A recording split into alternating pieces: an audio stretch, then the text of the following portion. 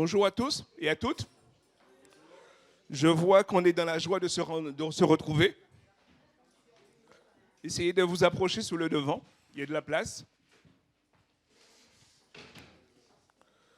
Ce matin, on est là pour louer notre Dieu, pour adorer Dieu, pour lui donner toute la place qu'il mérite et qu'il doit.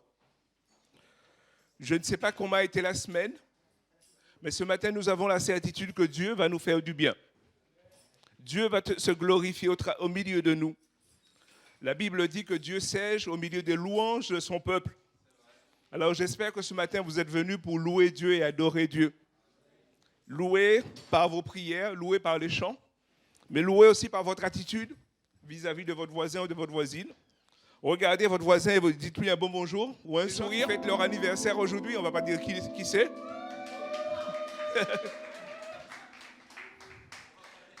Ouais, on ne va pas dire qui c'est. J'aimerais introduire ce moment de prière par Ésaïe 44. Il y a 3 versets que j'aimerais lire avec vous si vous avez votre Bible. C'est les versets 6 à 9. 6 à 8. 6 à 8. Ésaïe 44, 6 à 8. Nous souhaitons aussi la bienvenue à tous ceux et celles qui nous suivent sur Internet. Que Dieu vous bénisse et vous permette vraiment ce matin d'être visités par sa présence. C'est bon? Ésaïe 44, 6 à 8. Je sais que d'habitude, on a l'habitude de lire les psaumes, mais ce matin, j'ai décidé de commencer par Ésaïe. C'est bon pour tout le monde?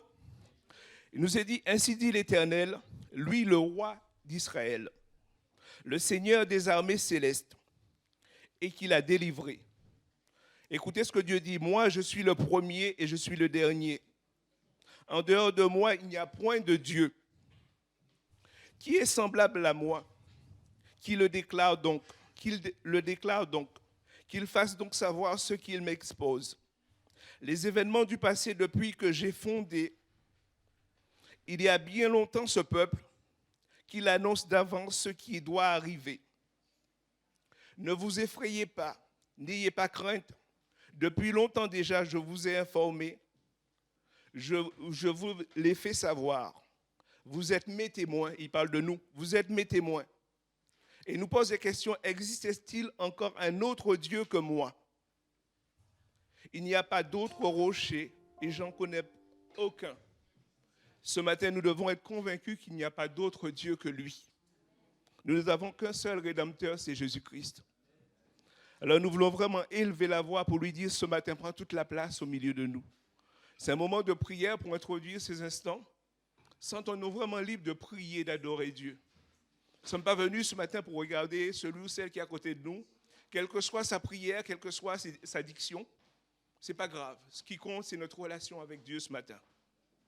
Oublions la personne qui est à côté de nous, la longueur, ses bonnes phrases, mais laissons-nous vraiment toucher par Dieu, par son Saint-Esprit, et apportons-lui vraiment ce qu'il a mis sous nos cœurs. Père éternel, nous voulons ce matin te louer, nous voulons te bénir parce que tu le mérites. Tu mérites ma louange ce matin, tu mérites mon adoration, parce que tu es Dieu, parce que tu es assis sur le trône. Même si moi, Père Saint, je suis dans la maladie, dans les problèmes, dans les difficultés, mais ce matin, tu mérites ma louange. Quel que soit mon état, tu mérites ma louange. Tu mérites mon adoration. Et c'est vrai, tu dis que n'aie pas crainte, n'aie pas peur, quel que soit notre état, ce matin, nous voulons te louer parce que tu es Dieu. Parce que tu contrôles toutes choses, Père. Et quelles que soient nos craintes, quelles que soient nos peurs, quel que soit ce qui peut nous faire trembler à l'intérieur de nos cœurs, ce matin, nous voulons tourner les regards vers toi et te dire que tu es Dieu. Tu es Dieu et tu ne changes pas. Tu es celui qui est le même hier, aujourd'hui, éternellement. Nous n'avons point d'autre Dieu que toi. Alors ce matin, nous voulons te laisser toute la place au milieu de nous. Donne gloire à ton nom au milieu de nous. Ta parole nous dit que tu ne partages pas ta gloire avec un homme. Alors ce matin, prends toute la place au milieu de nous. Et donne gloire à ton nom, Jésus.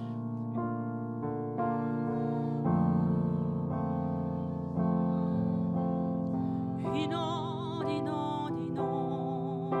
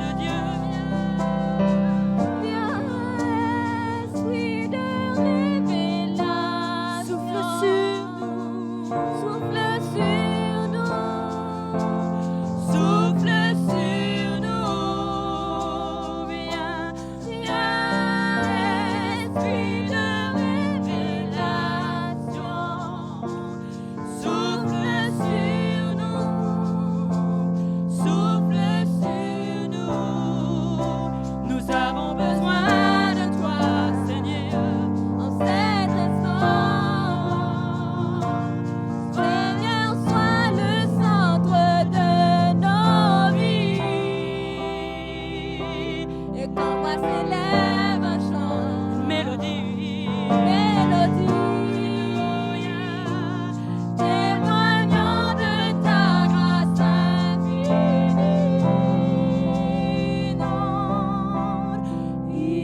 inonde ce lieu de ta présence. Nous avons besoin de toi, inonde ce lieu de ta présence. Nous avons besoin de toi, Esprit de Dieu, viens, Esprit de révélation, souffle sur nous, souffle sur ton Église, Esprit de Dieu. souffle sur nous. Alléluia, viens.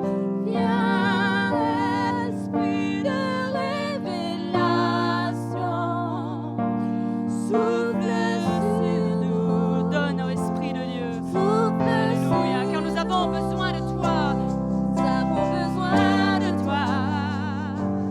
Cet instant, Seigneur, sois le centre de nos vies. Et quand moi s'élève un chant, une mélodie, Seigneur, témoignant de ta grâce infinie. Alors inonde ce lieu de ta présence.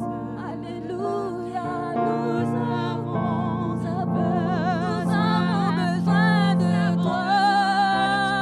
Inonde, Seigneur, inonde ce lieu de ta présence. Alléluia, nous avons besoin de toi.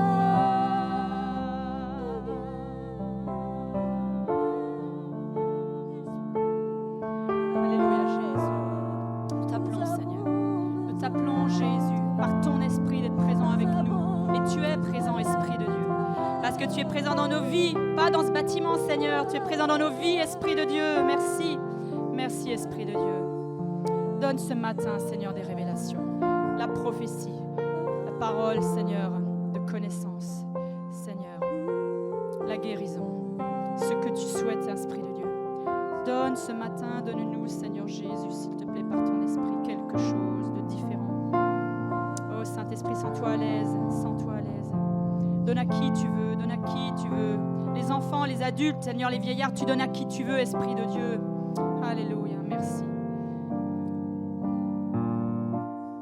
N'hésitez pas pendant ce culte à vraiment lever la voix si vous recevez quelque chose. Ça peut être très simple. Ça peut être juste une image, quelque chose qui se fixe dans votre esprit. Ça peut être un passage biblique, ça peut être des paroles, un encouragement, une reprise. Tu sais, Esprit de Dieu, vraiment soyez ouverts, soyons ouverts les uns les autres. On peut être surpris, on peut être très très surpris. Alors restez ouverts, si ça brûle dans votre cœur, dites à l'Église et l'Église examine, il n'y a pas de problème. L'Église m'examine. Et si vraiment vous êtes en difficulté, venez voir Philippe ou Georges et partagez voilà, dans l'oreille et puis... Voilà, pour vraiment qu'on se lance parce que le Seigneur parle. Nadia, j'ai dit tout le temps, Dieu parle énormément. Il parle et nous on n'entend pas, on n'écoute pas. Donc le Seigneur veut parler ce matin de différentes façons, mais que les dons de l'Esprit aussi vraiment se libèrent. Alléluia. Une dernière fois, inonde. Alléluia, Seigneur Jésus. Inonde ce lieu de ta présence. Nous avons besoin de toi. Inonde ce lieu de ta présence. Nous avons besoin de toi.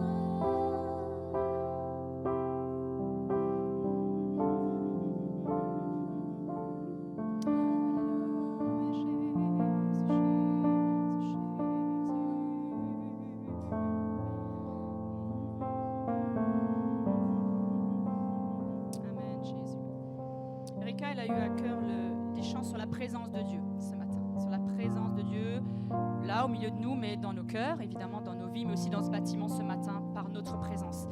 Alors on va chanter un chant qui s'appelle Ta présence et le ciel pour moi. Alors les enfants sont devant, si d'autres veulent venir devant, hein, même des grands. On a mis quelques coussins, vous pouvez vous mettre à l'aise et pouvoir utiliser les instruments qui sont là aussi. Juste suivez-nous, parce qu'on a des chants un peu calmes aussi tout à l'heure, donc vraiment suivre la musique, mais allez-y de participer évidemment sans difficulté. Qui sur la terre comme toi, Seigneur? Qui sur la terre? Qui? Vous avez des noms? Qui sur la terre est comme Dieu? Personne, hein. Personne, personne. Voilà, amen.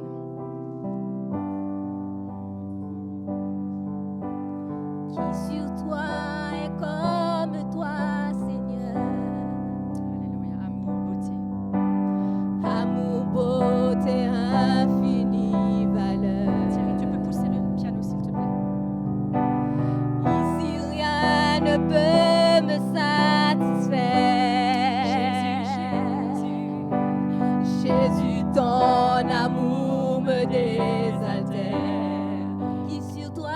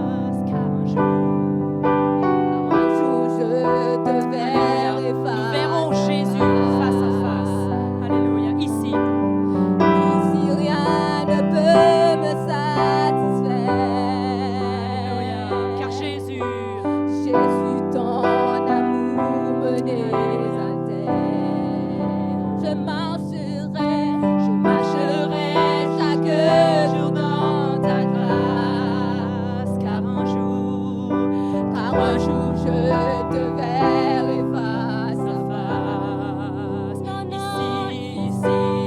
Ici, rien ne peut me satisfaire. Jésus, ton amour me désaltère. Ta présence, c'est le ciel pour moi. Ta présence, ta présence, Seigneur, pour moi. ta présence, Seigneur, ta présence, c'est le ciel pour moi. Quand je suis seule, ta présence, Seigneur. Ta présence, Au travail, Seigneur, ta présence. Dans ma famille, ta présence. Avec mes amis, ta présence. C'est le ciel pour moi. Oh Jésus, encore une fois. oh Jésus, oh Jésus, ta présence c'est le ciel pour moi. Oh Jésus, oh Jésus, ta présence c'est le ciel pour moi. Alléluia, nous t'adorons, Jésus. Merci, Seigneur Jésus, parce que tu as dit, valait mieux que je m'en aille pour vous, parce que tu nous as donné ton Esprit Saint, qui est partout en même temps, pas juste sur la terre d'Israël, mais partout dans le monde, dans tous les peuples, tous les pays, toutes les régions, Seigneur, dans ma maison, dans les appartements, tu es partout. Saint-Esprit, la nuit, le jour, tu travailles, et ta présence, elle est permanente. Adorons le Seigneur pour sa présence permanente. Que tu le sentes ou que tu le sentes pas, sa présence, elle est là. Que tu le vois ou que tu le vois pas, sa présence, elle est là. Elle est là à côté de toi. Que tu aies envie ou pas envie, que si tu as même envie qu'il ne soit pas là, il est là. Il est là, il respecte, mais il est là. Et il travaille dans ta vie. Il travaille dans ma vie. Même si j'ai pas envie des fois. Le Saint-Esprit est là avec douceur, comme une colombe. Ta présence, Seigneur Jésus, par ton Saint-Esprit, est tellement essentielle pour nous. Elle est vitale. C'est même toi qui nous donne le souffle de la vie. C'est toi, l'Esprit de Dieu, qui me donne le souffle tous les matins. Je t'adore, Jésus. Élevons la voix quelques instants pour adorer le Seigneur. Lui dire combien c'est incroyable cette présence.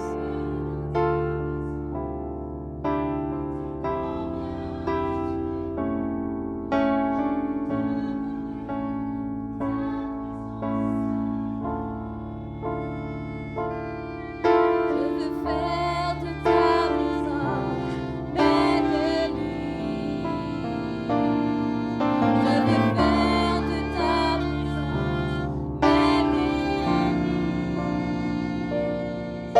Habiter dans ta maison, goûter combien tu es bon. Je veux demeurer dans ta présence, Seigneur. Car un jour, quand t'es promis, vaut mieux que mille ailleurs, vaut mieux que mille ailleurs.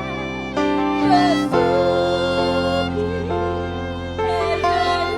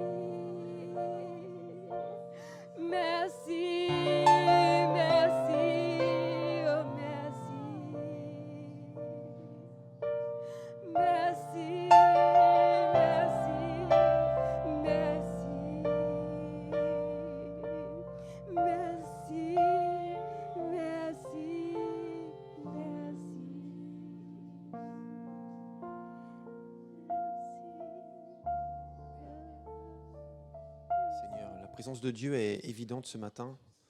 Il y a une forme de solennité aussi ce matin, justement parce que Dieu agit. Vous savez, il y a des choses qui se font dans la démonstration, il y a des choses qui se font dans l'intimité aussi. Et je pense que Jésus agit ce matin dans l'intimité. Il révèle des choses, il débloque des choses, il donne vie à certaines choses, il confirme d'autres choses.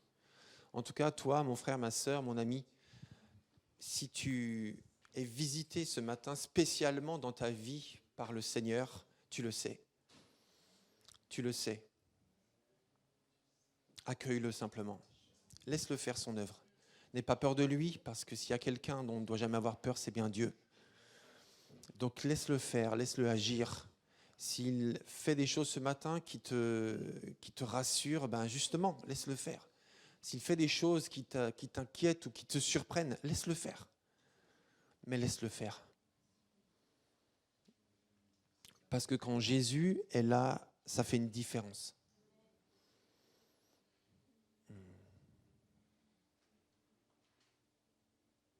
J'aimerais qu'on se plonge aussi dans la parole ce matin, qui est complètement en phase avec ce qu'on a vécu jusqu'à présent dans ce culte. Donc ce n'est pas deux temps dissociés, vous savez, ce n'est pas la louange et puis après la parole. C'est que c'est le même Dieu qui souffle, qui agit et qui parle.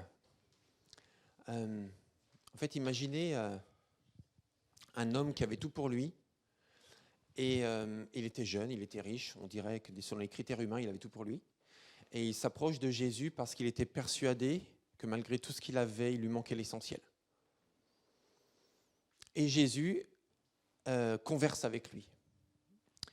Et ce matin, je vous invite à prendre avec moi votre Bible, une Bible ou votre Bible, ou prenez pas celle de votre voisin, c'est la sienne. Mais voilà, prenez une application et on va rejoindre cette conversation entre Jésus et cet homme. C'est dans Marc, chapitre 17. Voilà, ok.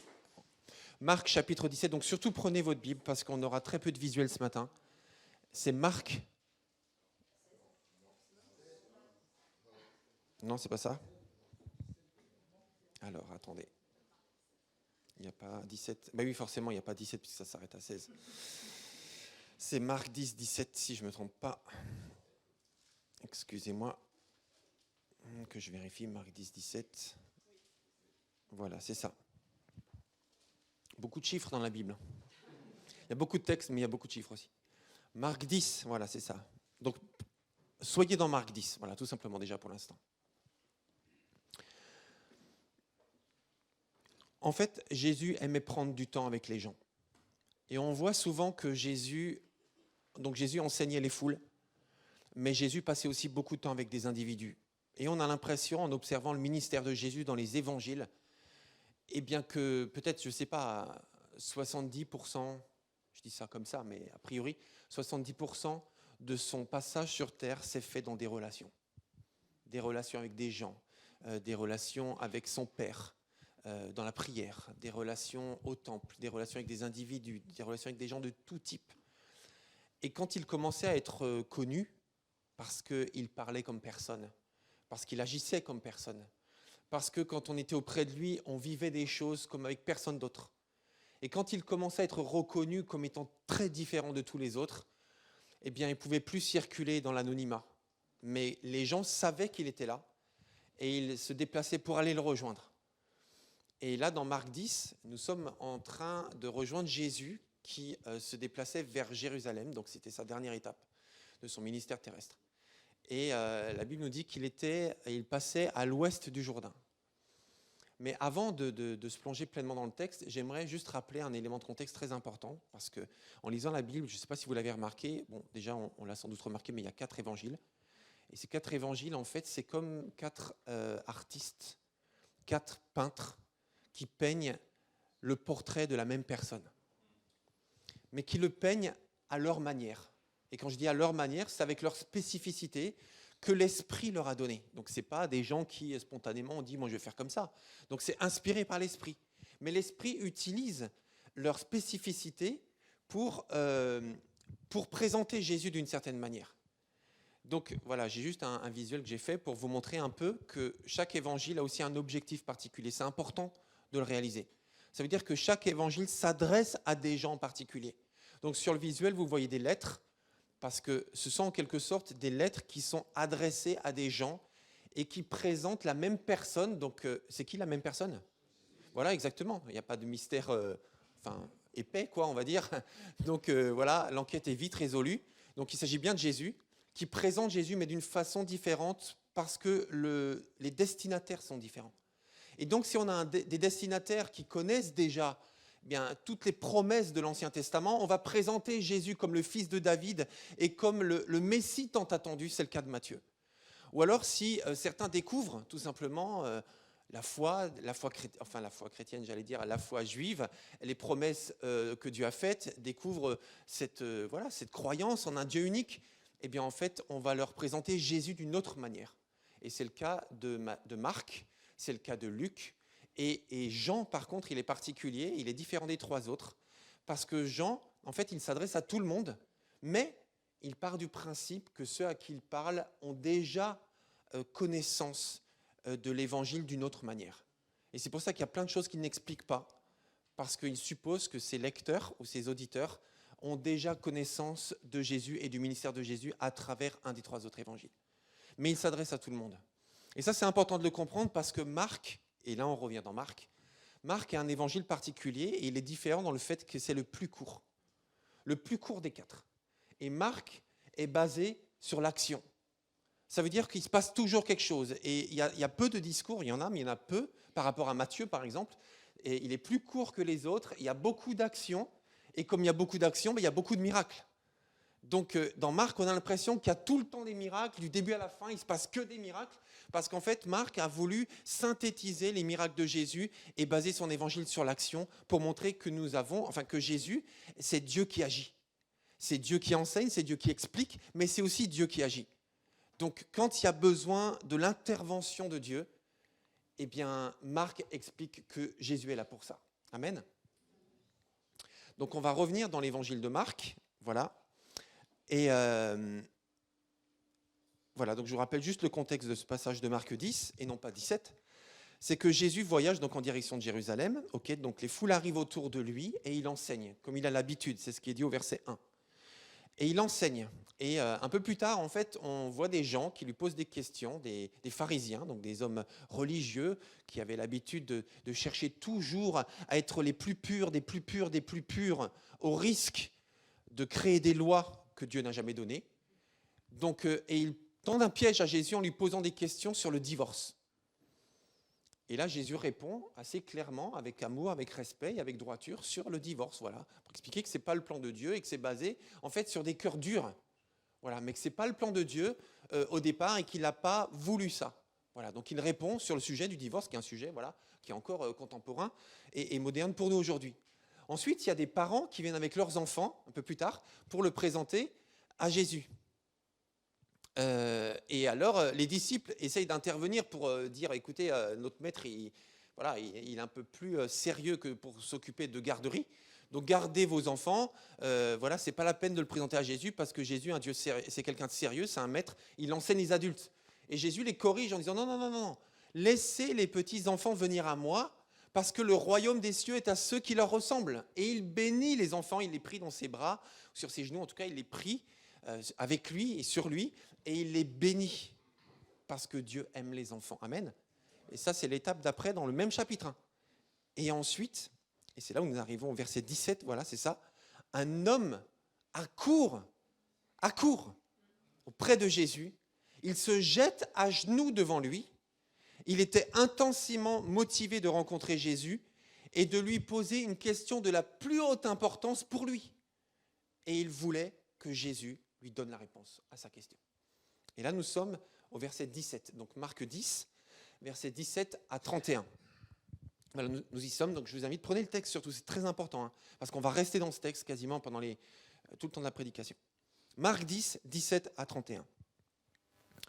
Comme Jésus partait, et là on sent que Jésus était interrompu dans son élan, parce qu'il s'apprête à partir, que cet homme accourt et se jette à genoux devant lui et lui demande « Bon maître, que dois-je faire pour obtenir la vie éternelle ?» Vous y êtes? Vous êtes dans le texte? Ok, c'est bon. Pourquoi m'appelles-tu bon? Lui répondit Jésus. Personne n'est bon, sinon Dieu seul. Tu connais les commandements. Ne commets pas de meurtre, ne commets pas d'adultère, ne commets pas de vol, ne porte pas de faux témoignages, ne fais de tort à personne, honore ton père et ta mère. Maître, lui répondit cet homme, tout cela, je l'ai appliqué depuis ma jeunesse. Je fais une petite pause. En fait, on s'approprie le texte. On sent le texte et on vit le texte. Je ne sais pas jusque-là comment vous vivez les choses. Moi, j'ai l'impression que cet homme est un peu frustré parce que Jésus lui a donné une réponse qu'il connaissait, une évidence pour lui. Donc, il se dit, Seigneur, ça, je le sais. Je le fais depuis mon enfance. Mais il y a autre chose. Seigneur, il me manque autre chose. Ça, je le sais. Si je viens à toi, ce n'est pas pour entendre ça. Il ne dit pas ça, mais moi, je crois comprendre ça. Du coup, il l'interrompt. Enfin, après, ça dépend des évangiles, parce qu'on trouve ce même texte dans Matthieu, Marc et Luc. Selon les évangiles, les choses sont présentées un tout petit peu différemment. Mais là, après cette réponse de Jésus, et la réponse de cet homme qui lui dit que oui, j'applique ça depuis ma jeunesse, alors Jésus posa sur cet homme un regard plein d'amour, verset 21, et lui dit, il ne te manque qu'une chose. Là, on entre dans le dur. Il ne te manque qu'une chose. Vends tout ce que tu possèdes, donne le produit de la vente aux pauvres, et tu auras un trésor dans le ciel, puis viens et suis-moi. Je ne pense pas qu'il s'attendait à entendre cette réponse. En entendant ces paroles, l'homme s'assombrit et s'en alla tout triste, car il était très riche. Jésus parcourut du regard le cercle de ses disciples, puis il leur dit qu'il est difficile à ceux qui ont des richesses d'entrer dans le royaume de Dieu. Cette parole les surprit, mais Jésus insista. Oui, mes enfants, qu'il est difficile d'entrer dans le royaume de Dieu.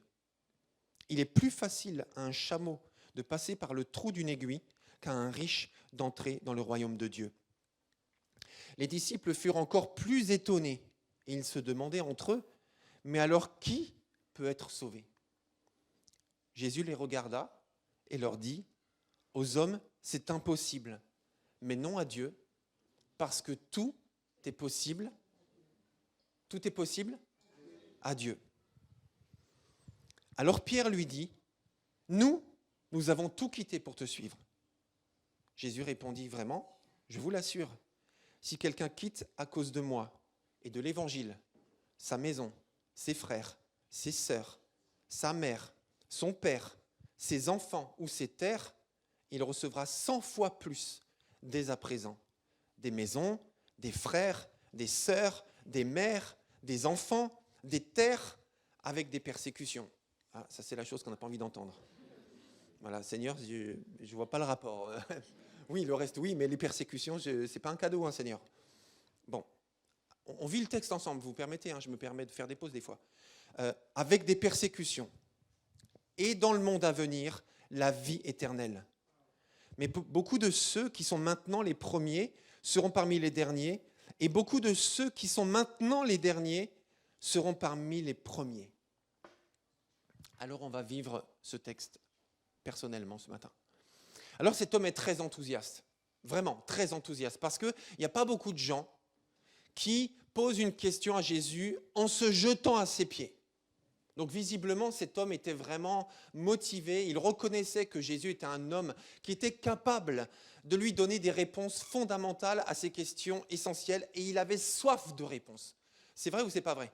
Il voulait cette réponse, et vraiment il s'offrait. Moi j'ai l'impression presque qu'il s'offrait à Jésus, qu'il se jetait à ses pieds. Alors voilà, c'était une tradition, c'était une façon de reconnaître aussi qu'il est inférieur en connaissance à Jésus, mais voilà, c'est pas tout le monde qui fait ça. Donc lui, il se jette à ses pieds, et il lui pose cette question, il est très très motivé.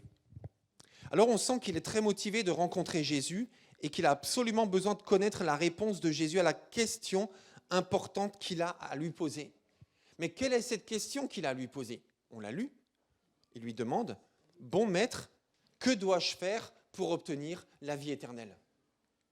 Alors, qu'est-ce qu'il a voulu dire exactement ? Que dois-je faire pour obtenir la vie éternelle ? Alors, Jésus utilise au verset 23 l'expression synonyme pour entrer dans le royaume de Dieu. Donc, accéder à la vie éternelle. Jésus requalifie, entrer dans le royaume de Dieu. Et les disciples, au verset 26, utilisent plus tard, comme forme de synonyme, l'expression « être sauvé ». Voilà, mais les trois expressions parlent de la même chose. Alors, même si on pourrait nuancer, mais en tout cas, dans cette discussion, on parle de la même chose. Alors, c'est une question ultra importante. Comment avoir la vie éternelle après la mort ? Comment ne plus avoir peur de la mort pour soi et pour ceux qui nous quittent ? Et même comment avoir la vie avec Dieu dès aujourd'hui ? Quelqu'un disait, un humoriste disait il y a très longtemps, il disait, en fait, souvent les gens se posent la question, y a-t-il une vie après la mort ? Mais moi, je pose la question, dit-il, y a-t-il une vie avant la mort ? Parce qu'on a tous envie de vivre maintenant. C'est vrai ou c'est pas vrai ? On a envie, en fait, d'avoir une vie pleine, entière, épanouie, heureuse, maintenant, ici-bas, et pas que après la mort. Donc cette question est ultra importante. Comment vivre pleinement la vie avec Dieu dès aujourd'hui ? Ça veut dire vivre dans le royaume de Dieu. Parce que pour Jésus, le royaume de Dieu, ce n'est pas après la mort seulement. C'est dès maintenant. C'est pour ça que Jésus disait parfois, le royaume de Dieu s'est approché de vous. Parce qu'on peut vivre le royaume de Dieu, ça veut dire une vie dans laquelle Dieu est roi, on peut le vivre dès maintenant.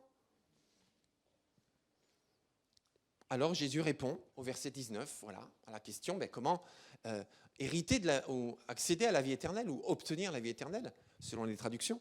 Bien, Jésus répond à la question. Au verset 19, donc voilà, vous avez dans vos Bibles, tu l'as, Marie-France ? Tu peux lire, s'il te plaît ? Oui. Tu connais les commandements. Tu ne commettras point d'adultère, tu ne tueras point, tu ne déroberas point, tu ne diras point de faux témoignages, tu ne feras tort à personne, et honore ton père et ta mère.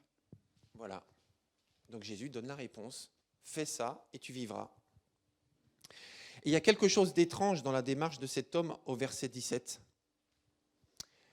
Parce que au verset 17, la question que cet homme pose, que dois-je faire pour obtenir la vie éternelle ?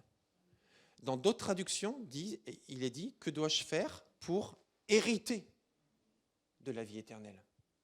Et c'est quand même c'est quand même une drôle de question, parce que, en fait, obtenir la vie éternelle ou hériter, que dois-je faire pour hériter la vie éternelle, sous-entend que je dois faire une action pour hériter. Or, l'héritage, ce n'est pas lié à une action. On est d'accord. Un héritage, ce n'est pas lié à ce que tu fais ou ce que tu ne fais pas. C'est lié à ce que tu es. C'est lié à ton identité. Donc, en fait, si tu es fils ou fille de tes parents, de fait, et particulièrement en France où il est interdit de déshériter ses enfants, en France en tout cas, de fait, si tu es fils ou fille de quelqu'un, de fait, tu hérites parce que tu es fils ou fille. Mais cet homme demande, que dois-je faire pour hériter de la vie éternelle ? Drôle de question. On sent qu'il veut faire quelque chose pour hériter le royaume de Dieu. Mais l'héritage n'est pas lié à une action, je répète, c'est lié à une filiation. Si tu es fils, si tu es fille, tu as droit à l'héritage. Donc la vraie question, c'est es-tu fils de Dieu ou es-tu fille de Dieu ou pas ? C'est ça la vraie question. Vous savez, très souvent dans la Bible, en fait, lorsque les gens parlaient à Jésus, ils se présentaient eux-mêmes ou ils présentaient quelqu'un d'autre en tant que fils d'Abraham ou fille d'Abraham. Ça veut dire qu'ils sont membres, mais comment se fait-il que cette femme était comme ça alors que c'est une fille d'Abraham ? Donc en fait, c'était une façon de dire, nous sommes membres du peuple de Dieu. Nous sommes des descendants d'Abraham. Nous sommes de la famille de Dieu. Dieu est notre Père. Donc, par naissance, je suis membre du peuple de Dieu. Par naissance, je suis né dans le peuple de Dieu. Donc, Dieu est mon Père. Je suis de la famille de Dieu. Et en plus, mes parents ont fait un acte physique pour signifier mon appartenance par la circoncision, si c'est un homme. Donc, je suis fils de Dieu, théoriquement. Mais pourtant, il pose la question. que dois-je faire pour obtenir la vie éternelle ou pour hériter la vie éternelle? Alors, je répète, dans sa tête, il s'est probablement dit, voilà, je suis fils de Dieu par ma naissance et par la circoncision, et en plus, je suis fils de Dieu par mes actes. La preuve, je ne tue pas, je ne vole pas, je ne commets pas l'adultère, j'honore mon père et ma mère, je ne prononce pas de faux témoignages, je ne fais de tort à personne, et ça depuis ma naissance. Donc je suis vraiment un homme moral, un homme droit. Je suis quelqu'un de bien. Donc normalement, je mérite d'entrer dans le royaume de Dieu. Mais il demande, que me manque-t-il encore?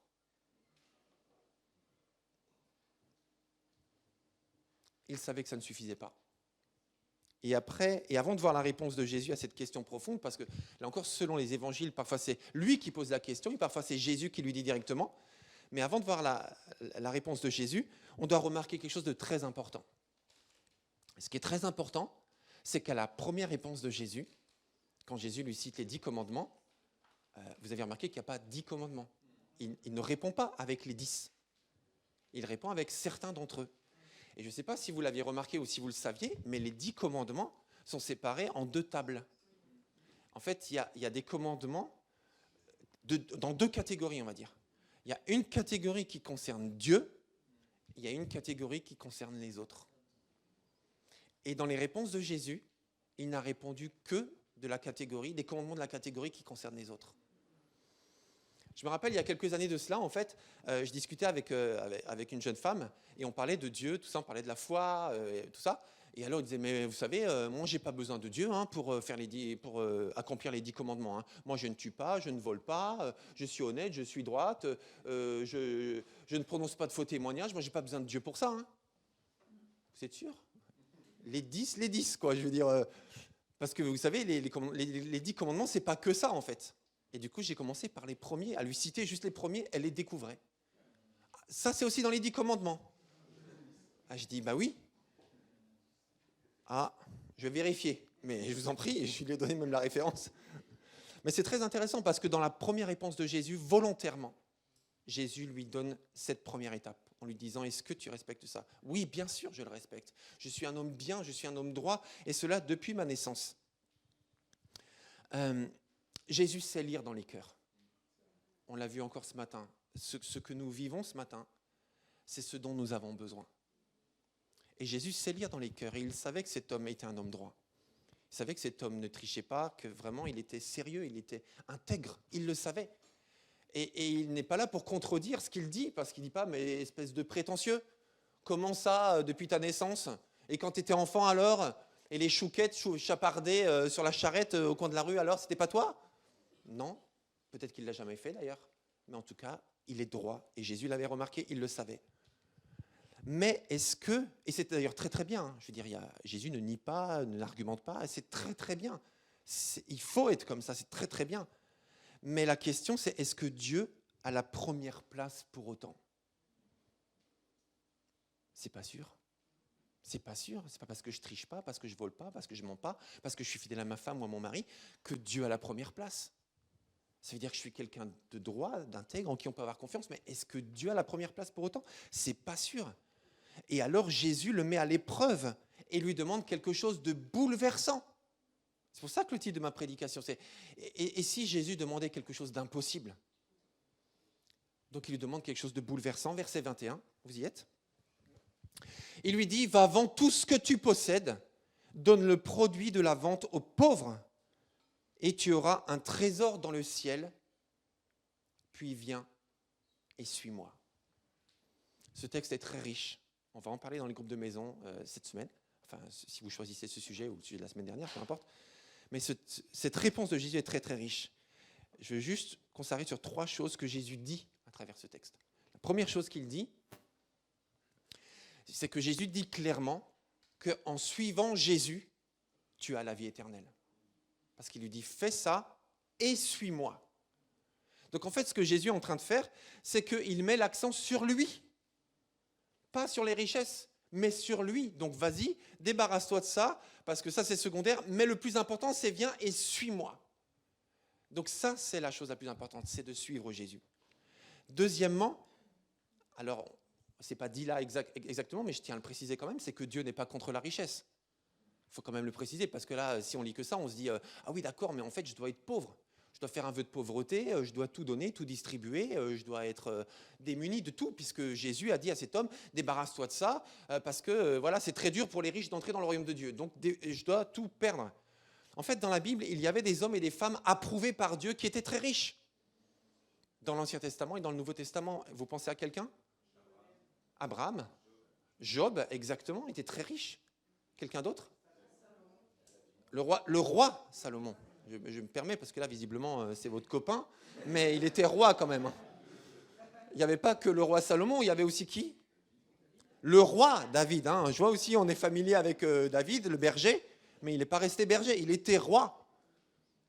Le roi Salomon, le roi David, on dit même que du temps de Salomon, en fait, l'argent et l'or, c'était rien, quoi. C'était du métal banal. Je ne sais pas si on fabriquait les couverts ou les épées en argent, mais en tout cas, voilà, c'était vraiment banal, quoi. Tellement il était riche et il y avait une prospérité dans la terre d'Israël. Des femmes aussi, absolument. Qui ? Non, mais dans l'Ancien Testament, Esther. Pardon, la reine Esther. La reine Esther, mais oui, très très riche. Une femme approuvée par Dieu qui a sauvé son peuple, qui avait un cœur droit et qui était riche et qui avait un cœur droit. Ce n'est pas incompatible. Dans le Nouveau Testament, on a l'exemple de Lydie, la vendeuse de pourpre, qui visiblement était prospère dans son commerce. Voilà. Tout ça pour dire, c'est important de le préciser, que Dieu n'est pas contre la richesse. Ensuite, l'autre chose importante dans cette réponse, c'est que Jésus lui explique que malgré un bon comportement, il y a quelque chose entre lui et Dieu qui fait que Dieu n'a pas la première place. Il y a quelque chose. Donc, il se comporte très très bien, mais il y a quelque chose entre lui et Dieu. Et je répète, Dieu n'a pas la première place. Et Jésus était en train d'attirer son attention envers les 3 premiers commandements qui sont les plus importants, cette fois-ci. Et les 3 premiers commandements, on y revient, tu n'auras pas d'autre Dieu. Petit d et un x. Tu n'auras pas d'autre Dieu. Tu ne feras aucune idole. Tu n'invoqueras pas le nom de Dieu en vain et tu feras du sabbat un jour sacré. Okay. Donc les 3 premiers. Donc, qu'est-ce qui posait problème à cet homme visiblement ? Si Jésus lui a demandé ça, c'est que sa richesse avait pris la place de Dieu. Et la réaction de ce jeune homme, au verset 22, en entendant ces paroles, l'homme s'assombrit et s'en alla tout triste. L'homme s'assombrit, vous voyez le vocabulaire ? L'homme s'assombrit. Lui qui était si enthousiaste, il s'assombrit, il devient tout triste et il part. Lui qui a interrompu Jésus dans sa marche, qui s'est jeté à ses pieds, il part tout seul maintenant. C'est triste quand même comme histoire, je trouve. Et c'est vrai, quand on lit ça, on se dit, ah ben voilà, ça c'est le problème des riches. Ils ont trop d'argent, mais voilà, mais c'est ce que je dis depuis le début, moi. En fait, les riches, c'est ça le problème, voilà. Ils ont l'argent, ils ont le confort, ils ont les voitures, ils ont les vacances de luxe, ils font tout ce qu'ils veulent, ils se croient tout puissants. Voilà, les riches, mais c'est ça le problème. Moi, je dis, les riches, c'est un fléau dans ce monde, voilà. Donc les riches, voilà, c'est bien fait. Merci Jésus. Enfin, tu nous défends, nous les pas trop riches, voire les pauvres. Tu nous défends et tu mets le doigt sur les riches, ces méchants riches. Voilà. Alors on pourrait se dire ça, voilà, ces riches sont trop matérialistes, c'est toujours la même chose, trop d'argent, trop de matériel, alors que les autres n'ont pas de problème avec l'argent. Voilà, nous, on n'a pas de problème avec l'argent. Nous, on n'est pas matérialistes. Nous, on n'est pas matérialistes. C'est vrai. Je peux me permettre de prendre ton sac, Anifa ? Il est beau ton sac, Tu me le donnes comme ça, très bien. Sarah, je peux avoir ton téléphone, s'il te plaît, parce que j'aime bien les iPhones. Non, mais c'est pour moi. J'aime bien les iPhone 14 Pro Max. J'aime bien. Et Raphaël, j'ai vu tes chaussures. Franchement, je pense qu'elles ont de la valeur. Hein ? Je pense que tu t'es donné de la peine pour les avoir. Hein, c'est vrai ? Bon, elles sont chouettes, tu me les passeras tout à l'heure. Là, c'est vrai. Et mon frère, j'aime Michael, hein, c'est ça ? Tu sais que ta montre est magnifique. Hein. J'aime trop ta montre. Si je m'attendais à repartir de l'église aujourd'hui, mais tellement béni. Hein, et ça, c'est sans compter les lunettes de grâce, Dior, Chanel. Bref, mais je suis riche. Moi, je suis riche aujourd'hui. Hein. Vous pas, peut-être, mais moi, oui. Hein, y a eu de la retenue quand même, Sarah. Il y a eu de la retenue quand même, Sarah. Anifa, t'as joué le jeu, mais t'as fait semblant quand même. Hein. Tiens, mon frère Michael, je te rends ta montre. Et toi aussi, grâce, parce que sinon, tu peux plus rien voir. Voilà, c'est ça. Et ce serait dommage.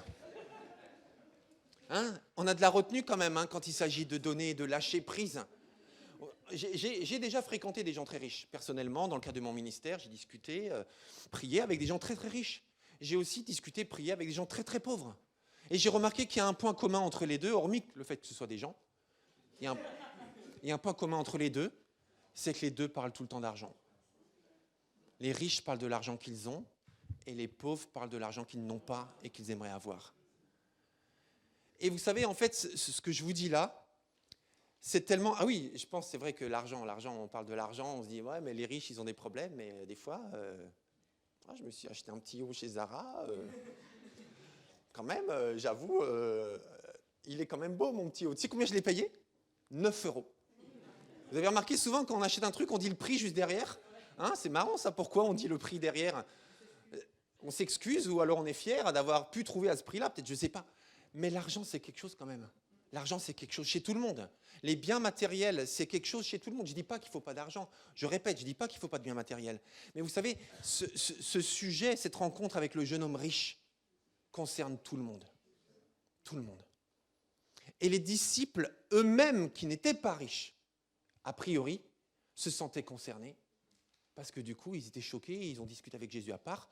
Ils ont dit, maître, mais quand même, qui peut être sauvé alors ? Qui ? Les riches pas. Déjà, moi je me suis dit, ils vont raisonner en disant, voilà, les riches, ils vont être condamnés, mais les pas riches, ils vont être sauvés. Non, mais eux-mêmes, en tant que pas riches, ils se disent, ouais, mais alors, ils ont compris quelque chose, en fait, que nous, on n'a pas forcément compris si on reste obstiné au jeune homme riche. En fait, il faut qu'on entende le message de fond que Jésus est en train de donner à tous ses auditeurs, puisque Jésus regarde ses disciples en cercle qui l'entourent, et il discute avec eux sur ce sujet-là. Parce qu'en fait, ça concernait tout le monde. Et la place des 3 premiers commandements, ou des 4, mais des premiers, ça concerne tout le monde. Tout le monde. Il n'y a pas besoin d'être ostentatoire dans ses possessions, ou dans quoi que ce soit, ou dans son métier, pour avoir des problèmes avec les 3 premiers commandements. Relire verset 26-27, oui, on va le relire. Les disciples furent encore plus étonnés. Voilà, je vous l'affiche là. Et ils se demandaient entre eux, mais alors qui peut être sauvé ? Jésus les regarda et leur dit, aux hommes cela est impossible, mais non à Dieu, car tout est possible à Dieu. Vous voyez, ce qui est extraordinaire dans ce passage, c'est que Jésus dit clairement, qui que tu sois, tu ne peux pas être sauvé par tes propres forces. Qui que tu sois, tu as un problème avec Dieu.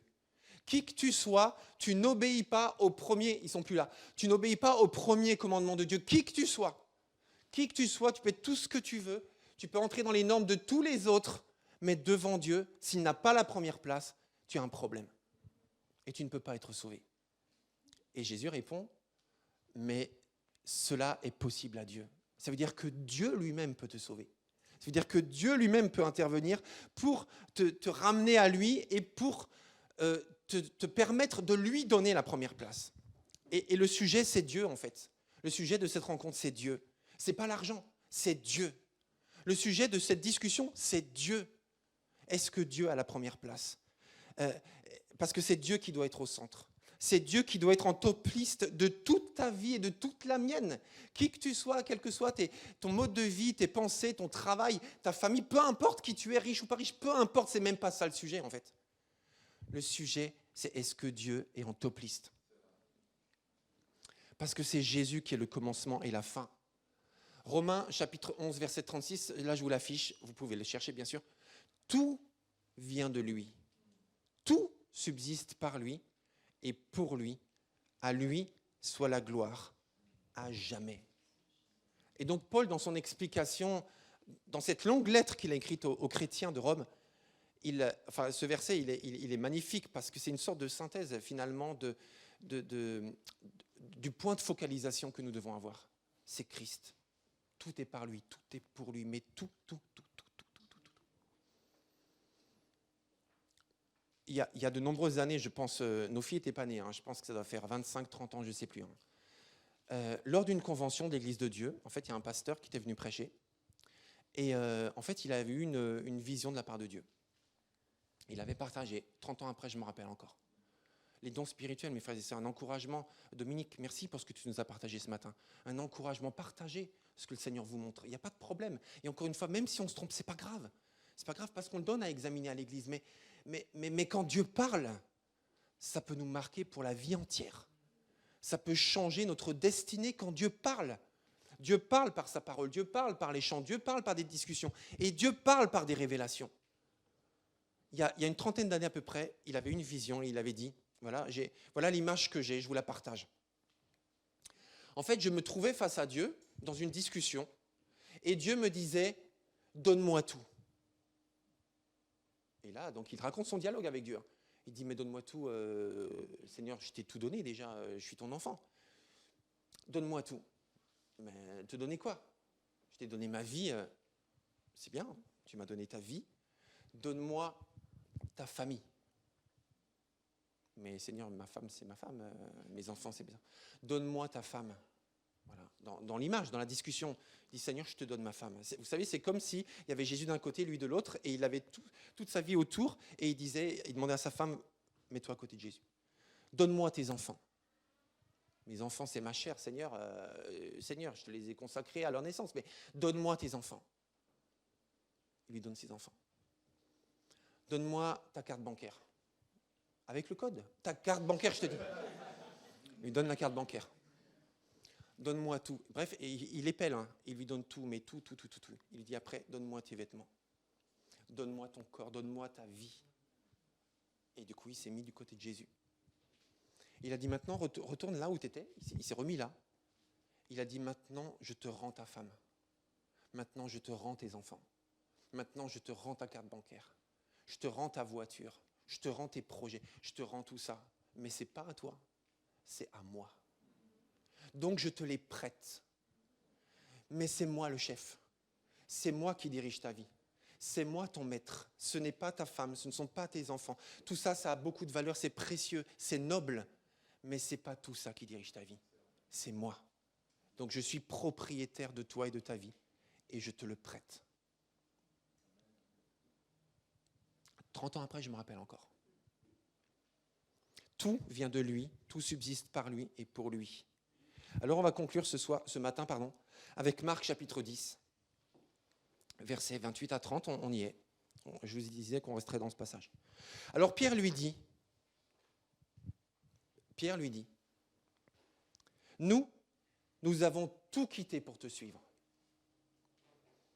Jésus répond, vraiment je vous l'assure, si quelqu'un quitte à cause de moi et de l'évangile sa maison, ses frères, ses sœurs, sa mère, son père, ses enfants ou ses terres, il recevra 100 fois plus, dès à présent, des maisons, des frères, des sœurs, des mères, des enfants, des terres avec des persécutions. Et dans le monde à venir, la vie éternelle. Mes amis, le faux évangile de la prospérité, vous savez, celui qui nous ferait croire que la volonté de Dieu, c'est que les chrétiens doivent toujours être prospères financièrement, toujours en bonne santé, toujours dans la réussite, etc., etc. En fait, le faux évangile de la prospérité enseigne que Jésus dit dans ce texte qu'il veut que tu aies encore plus de voitures, encore plus de maisons, encore plus d'enfants, etc., encore plus d'argent. Ça, c'est le faux évangile de la prospérité. Parce que ce n'est pas ça que Jésus dit. Est-ce que vous savez de quoi Jésus parle quand il promet tout cela? Je ne vais pas refaire la liste, les maisons, les enfants, pas les voitures, mais les maisons, les enfants, les mères, les pères, les frères, etc. Est-ce que vous savez de quoi Jésus parle quand il promet tout cela à ceux qui le mettent à la première place? Vous savez de quoi il parle? Il parle de ça. Il parle de ça. Quand je mets Jésus à la première place, j'ai des nouvelles sœurs, des nouveaux frères, des nouvelles mères, des nouveaux pères, des nouvelles maisons parce que je suis accueilli dans d'autres maisons. Parce que même des fois, on se prête les maisons ou les logements, ou je me retrouve dans un groupe de maisons, dans une autre maison. Parce que j'ai des nouveaux frères, j'ai des nouvelles sœurs, j'ai une nouvelle famille en fait. Et c'est de ça dont Jésus parle, avec des persécutions et aussi la vie éternelle. Et ça, c'est la richesse qu'on trouve en Jésus quand on lui donne la première place. Alors, comment donner à Dieu la première place? Jésus dit clairement, cherchez premièrement le royaume de Dieu et sa justice, premièrement. Premièrement, je vous invite à la prière. Père éternel, Seigneur, ce matin, tu nous parles à travers cette discussion que tu as eue avec ce jeune homme riche.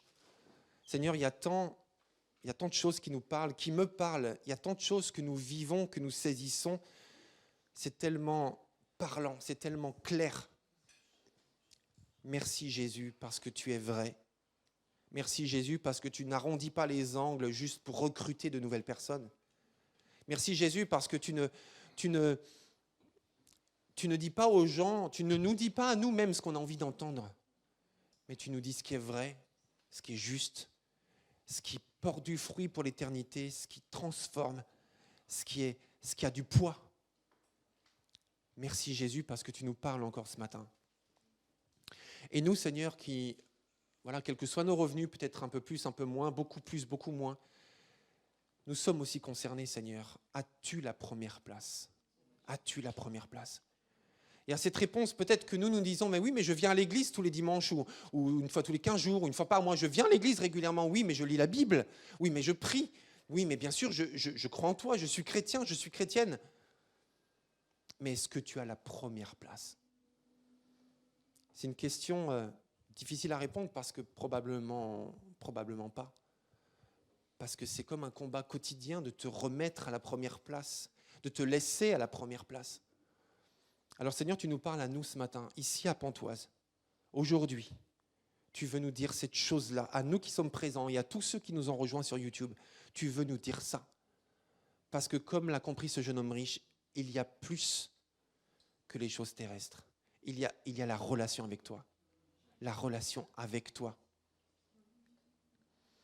Alors Seigneur, tu nous as dit toi-même, chercher premièrement le royaume de Dieu. Pardon pour toutes ces fois où nous cherchons des tas de choses, où nous prenons du temps pour des tas de choses, où il y a aussi des contraintes quotidiennes, mais au-delà des contraintes quotidiennes, il y a aussi nos choix. Et souvent, c'est pour des tas de choses. Et à la fin, tu es là. Et nous te donnons du temps quand nous ne sommes pas trop fatigués, quand nous avons encore le temps, les moyens, etc. Et à la fin, quand on n'a pas autre chose, il y a toi. Pardon Seigneur. Pardon Seigneur. Prends toute la place Seigneur. Prends toute la place. Et tu nous parles à nous ce matin et tu nous as parlé encore tout à l'heure solennellement. Ta présence, Jésus, ta présence. Et je pense que chacun d'entre nous, nous savons dans quel domaine ou de quelle manière, ou voilà, qu'est-ce qui prend trop de place. Je pense qu'on a peut-être des mots, on a des noms, on a des objets, peut-être des personnes, des activités. Qu'est-ce qui prend trop de place? Qui n'est pas mal en soi, mais qui prend trop de place. Les bienfaits de ta présence me rassasient. Gloire à toi, Jésus. J'aimerais laisser un temps de prière. Tout simplement, ceux qui ont envie de s'adresser à leur Dieu, voilà, parlez à votre Dieu, parlons à notre Dieu, tout simplement à la lumière de ce qu'on a vécu jusqu'à maintenant.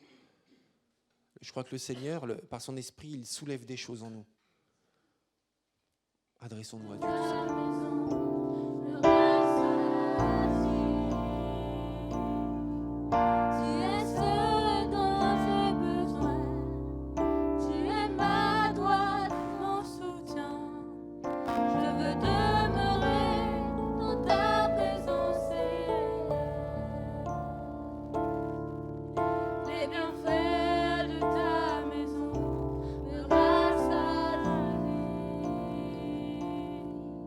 Les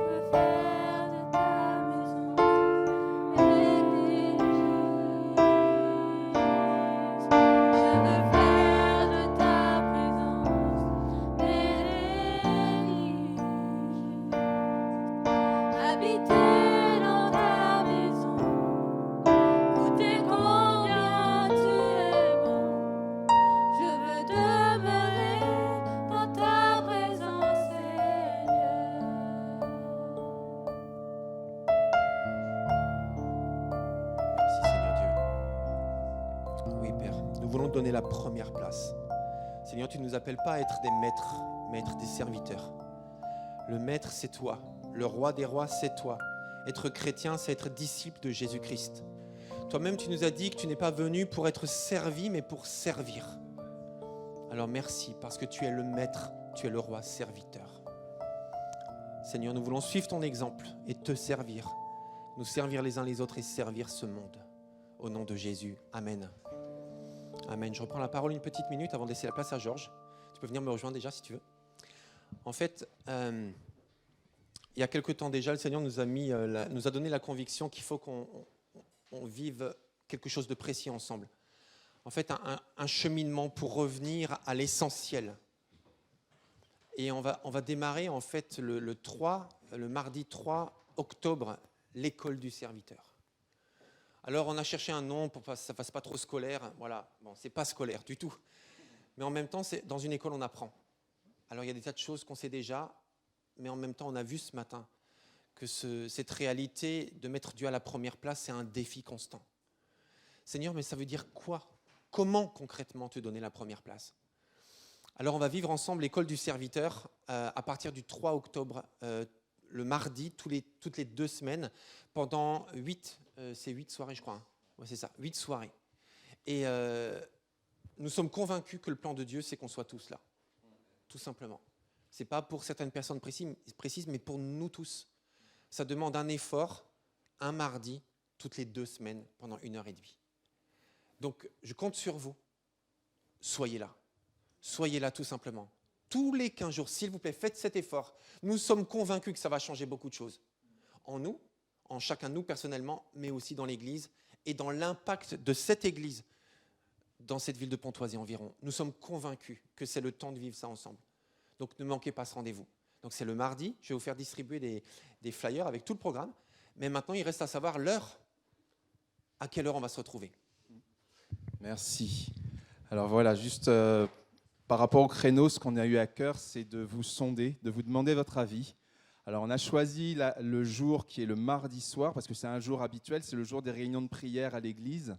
Mais on vous propose de sonder, de faire un sondage. Alors est-ce que vous voyez bien sur l'écran? On va faire un WooClap, des choses. Alors dans ces cas-là, ce que je vous propose, on va le faire par SMS. Peut-être que le QR code ne marche pas. Ah, un peu de patience, d'accord, ok. Va sur l'autre page, là où il y a le sondage. On va choisir juste le créneau pour l'école de serviteurs. C'est juste ça qu'on est en train de faire. Comment? Ah, ça marche pas. Ça marche? Ok, ça marche. Alors maintenant, vous avez 3 créneaux. Voilà, ce sont des créneaux de 1h30 les mardis soirs. Donc c'est 19h30, 20h ou 20h30. 19h30, 20h ou 20h30. Alors bien sûr qu'on a tous des contraintes, mais voilà, l'idée c'est vraiment de choisir ensemble. Ah non, c'est écrit 19h, pardon. 19h. C'est 19h, pardon. C'est 19h, 19h30 ou 20h. Ouais, l'heure de début. Pour ne pas terminer trop tard.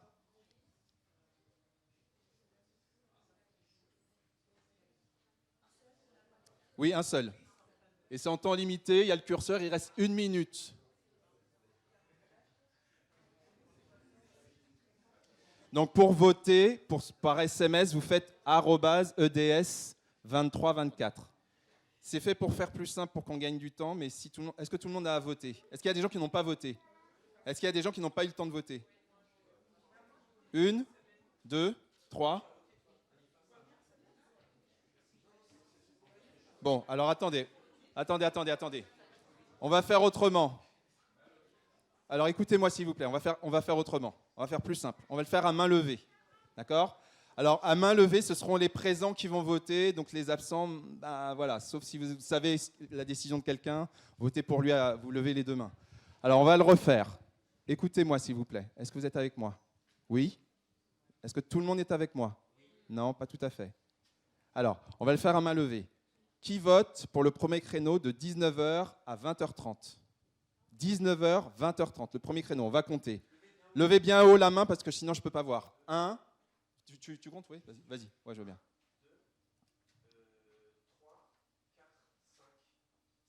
Merci. On ne vote qu'une seule fois, s'il vous plaît. Hein. D'accord ? Deuxième créneau, c'est 19h30, 21h. 19h30, 21h. OK. 1, vas-y. 1, 2, 3.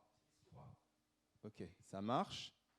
Et troisième créneau, 20h, 21h30. Bon, il n'y a pas besoin de compter là.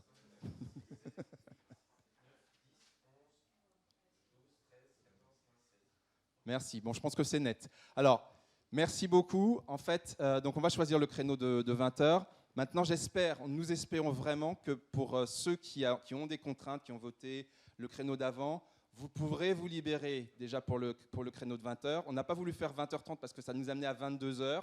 Et on sait que pour les histoires de distance, de garde d'enfants, etc., on a voulu avancer un petit peu. D'accord ? Donc, on va retenir 20h, 21h30. Donc, tout le monde est invité à partir du 3 octobre à 20h ici. Donc, on s'organisera pour s'installer, pour avoir des boissons, pour que ce soit convivial, etc. et qu'on respecte les horaires. Simplement, si vous avez une vraie contrainte, une vraie difficulté, on veut vraiment que tout le monde participe. Et on sait qu'il peut y avoir des contraintes de diverses sortes. Venez simplement nous voir et on va trouver une solution ensemble parce qu'il y aura des choses qui seront écrites, qui seront partagées, etc. On veut vraiment que tout le monde participe. C'est très important pour chacune et chacun d'entre nous et pour l'Église. Voilà. Et je pense que le Seigneur nous l'a mis à cœur, c'est pas pour rien. Oui, tu as une question ?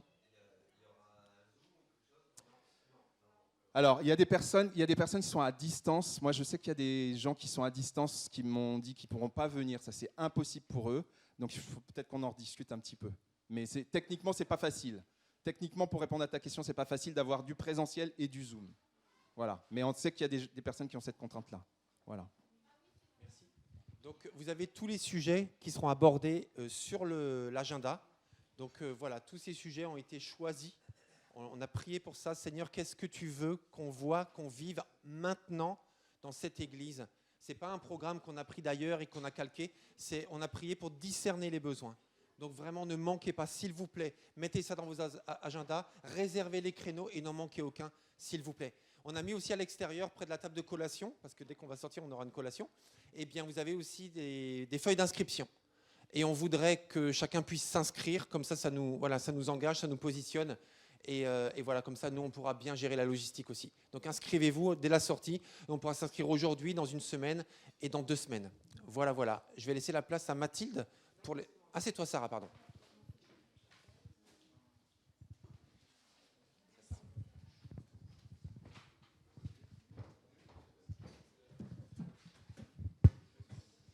Muriel.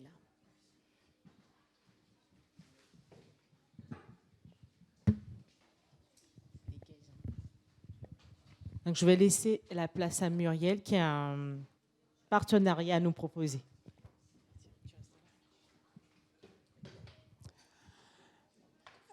Oui, ça y est, il est bon.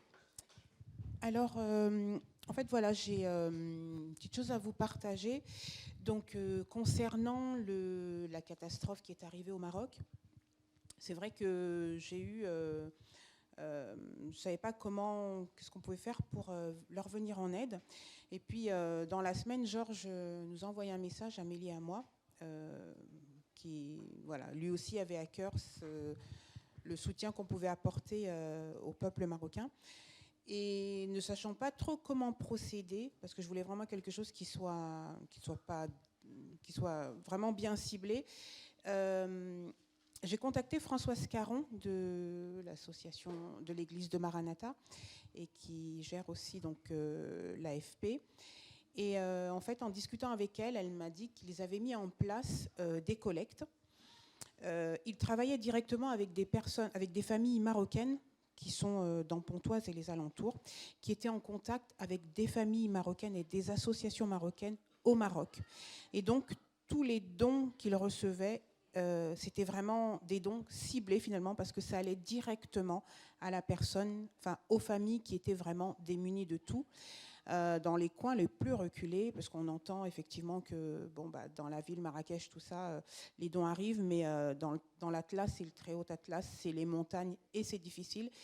Et en procédant comme ça, ils arrivent à vraiment aider les gens qui sont vraiment dans la misère la plus totale actuellement.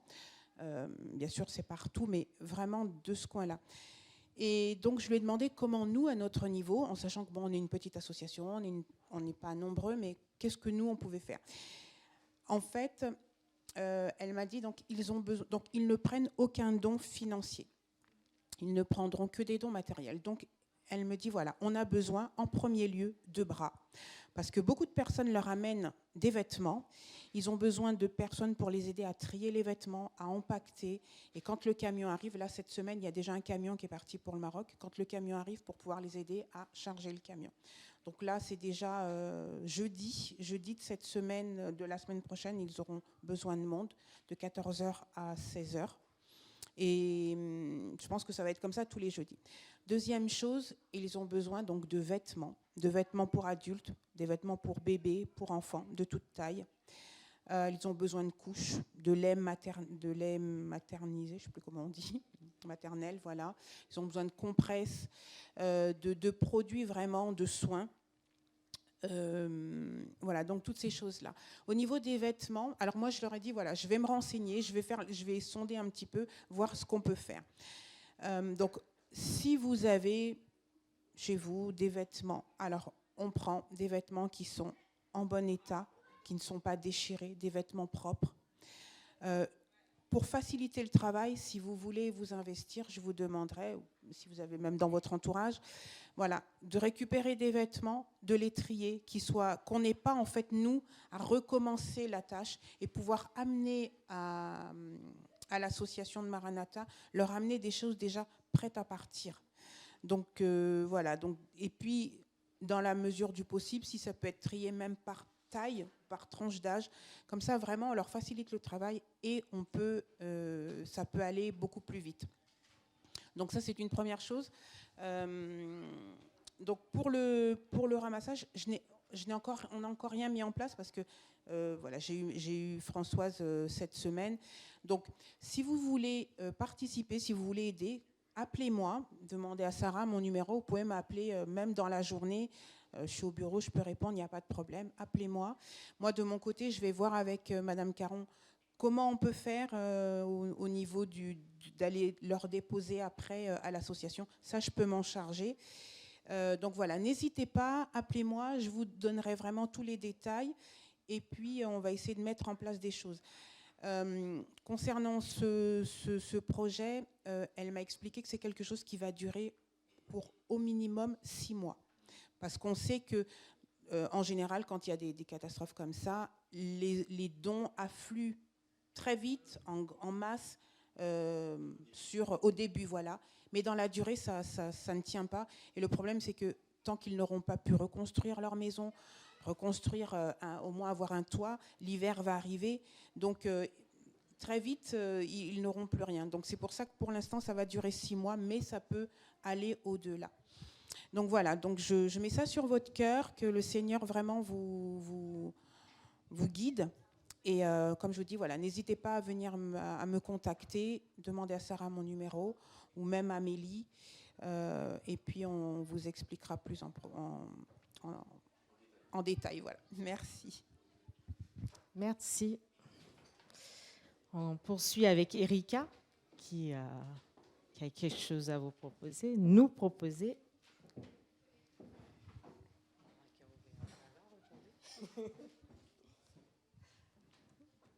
Que le Seigneur vous bénisse. Moi, je suis là pour le groupe de louanges. C'est pour faire une annonce de recrutement parce qu'on a besoin de bras. Vous savez que de bras et de voix, on en a besoin. C'est vrai que vous participez à la louange, mais on a besoin aussi des personnes ici avec nous pour tenir en haleine la louange. Parce que l'année dernière, Pasteur Blom, il nous a dit que la louange, ce sera le cœur de l'Église. C'est ce qui va permettre à l'Église d'avancer. Donc, on a besoin vraiment de volontaires. Il y a quelques principes, en fait, pour être membre du groupe de louange. D'abord, c'est être membre de l'Église. Ça, c'est important. On ne peut pas prendre n'importe qui pour venir. Aimer et savoir chanter. il faut l'aimer et savoir le faire. Les deux, c'est important. Ou jouer un instrument. Nous avons besoin de musiciens aussi, c'est important. Et puis, le plus important, c'est avoir un cœur de serviteur. Parce que ça peut arriver que vous ne savez pas chanter, mais si vous le voulez bien, Dieu peut vous donner le don de chanter. Si vous avez vraiment le cœur à le faire. Bon, si vous êtes intéressé, n'hésitez pas à nous contacter. Georges, Sarah. J'ai fait exprès.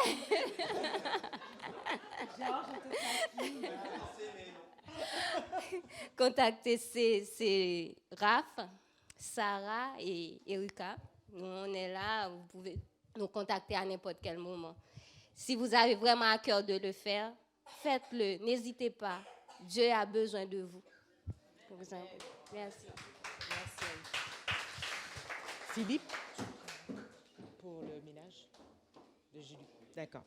Donc, nous allons avancer sur notre semaine. Cette semaine, nous nous retrouvons pour les groupes de maison, du mardi au vendredi. Dimanche, nous nous retrouvons à 10h30 pour notre culte. La prédication sera apportée par Jean-Yves. Et à l'issue de notre culte, nous aurons un temps de collation.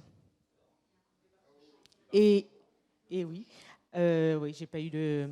ce week-end, donc vendredi, samedi et dimanche, nous avons le temps d'impact à Bar-sur-Aube. C'est un temps d'impact d'évangélisation. Donc, une petite équipe de notre église et plusieurs églises de l'église de Dieu seront présents là-bas. Je laisse la place au groupe de louanges. Ils feront pendant le temps de louange.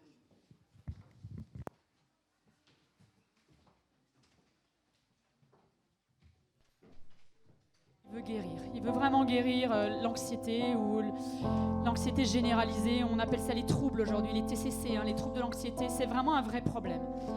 Donc, d'être anxieux pour le présent, mais moi, j'étais surtout très anxieuse pour l'avenir.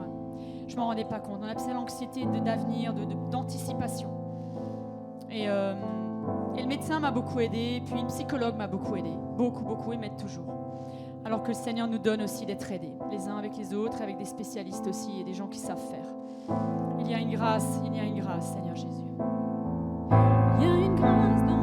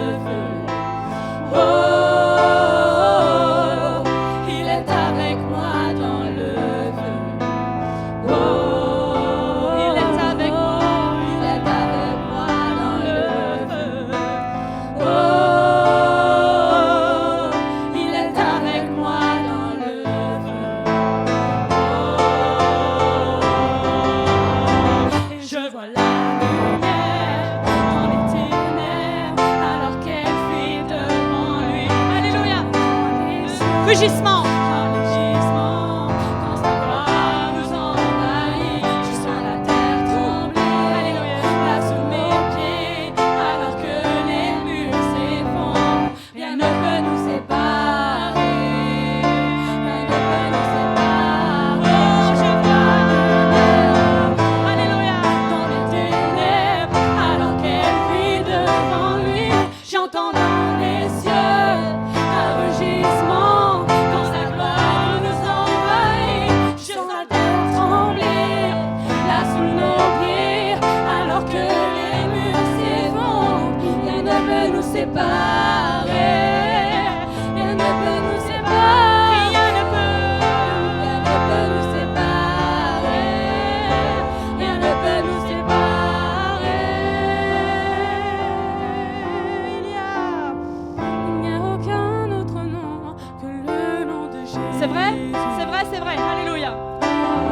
Lui qui était et qui est et sera jamais. À jamais, Seigneur Jésus. Alléluia. Peu importe ce qu'il adviendra, entre qui je suis et qui je deviens, je sais que je ne serai jamais seul. Je sais que je ne serai jamais seul. Il sera avec moi dans le feu. Notez, il sera présent dans la tempête, apaisant les mers. Et s'il m'arrive un jour d'oublier ta bonté envers moi, je me réjouirai même dans les... Ça c'est dur. Car je sais que on il sera là avec moi dans le... Allez, c'est demain ça. Là, mes côtés, il sera présent dans la tempête, apaisant les mers. Et s'il m'arrive un jour d'oublier ta bonté envers moi, je me réjouirai même dans l'épreuve, car je sais que tu es là. Je me réjouirai même dans l'épreuve, car je sais que tu es là. Je me réjouirai même dans l'épreuve, car je sais que tu es là. Je me réjouirai même dans l'épreuve, car je sais que tu es là. Merci Seigneur Jésus. Amen. Seigneur, nous te remercions parce que tu es là. Tu l'as dit du début de ce culte jusqu'à la fin, tu es là. Seigneur, cette parole aussi a été dite. Ta foi t'a sauvé, va en paix. Alors Seigneur, nous partons en paix maintenant, Seigneur, appuyés sur la foi et sur le défi que tu nous as lancé ce matin de te donner la première place. Merci mon Dieu pour la suite. Merci pour cette école du serviteur. Merci pour nos cœurs que tu équipes, que tu transformes pour le bien. À toi toute gloire, au nom de Jésus. Amen. Amen, Jésus. Amen, gloire à Dieu. Un excellent dimanche à tous. Bienvenue aussi à ceux qui nous ont rendu visite, grâce, etc. Soyez les bienvenus tous, que le Seigneur vous bénisse et à très vite.